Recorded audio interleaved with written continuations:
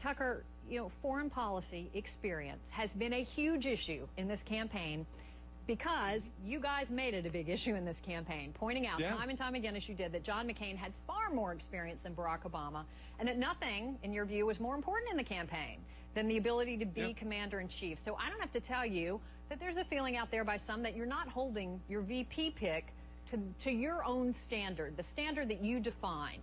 So explain to us why you think Governor Palin is ready to be commander-in-chief.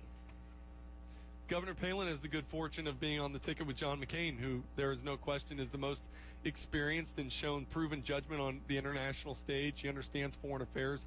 He has a familiarity. Well, we know with all that about John McCain, Tucker. I asked you about her, though, because we all know the role of the VP, as John McCain has defined it, is to be able to step into the job of the presidency on day one if something should happen to the president.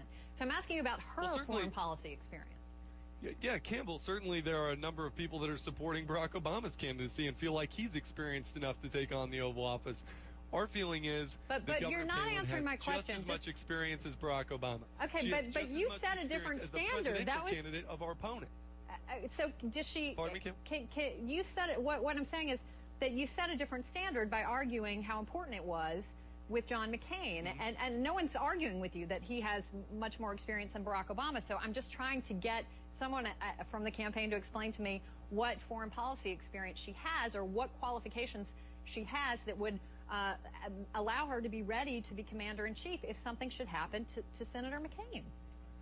Well, Kim, let me be clear. I don't it? think there should be any problem explaining her experience. She has executive state-level experience. She's been in public office reforming Washington. She's been in executive office longer and more in a more effective sense than Barack Obama's been in the United States Senate. She's been the commander of the National Guard of the Alaska, National Guard Tucker, that's been deployed overseas. That's foreign policy experience. All right. Just give me, Tucker, sorry, just if I can interrupt for 1 second. Commander, because I've heard you guys say this a lot. Can you just tell me one decision that she made as commander-in-chief of the Alaska National Guard? Just one.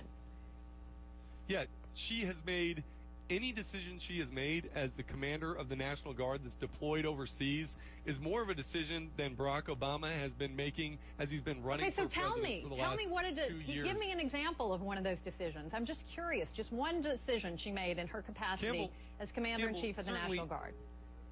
Campbell, certainly you don't mean to belittle every experience, every judgment that she makes as commander of the National Guard. I'm belittling nothing. I just want to know one judgment or one decision. I would love to know what one decision was. I'm not belittling anything, Tucker. I'm really not. I'm curious.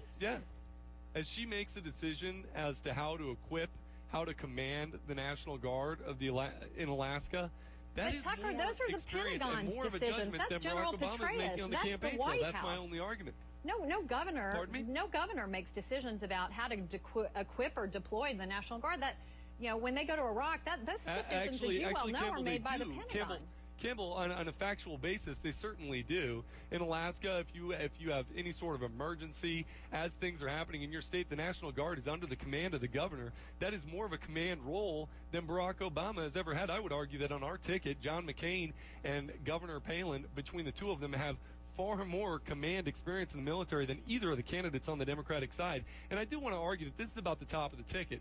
Ultimately, when people go into the ballot box and decide between Barack Obama and John McCain, they're going to decide between John McCain's record of reforming Washington and Barack Obama's rhetoric on the campaign trail. Doesn't have a lot of experience, certainly has no military experience, no command military experience, which both of our candidates have.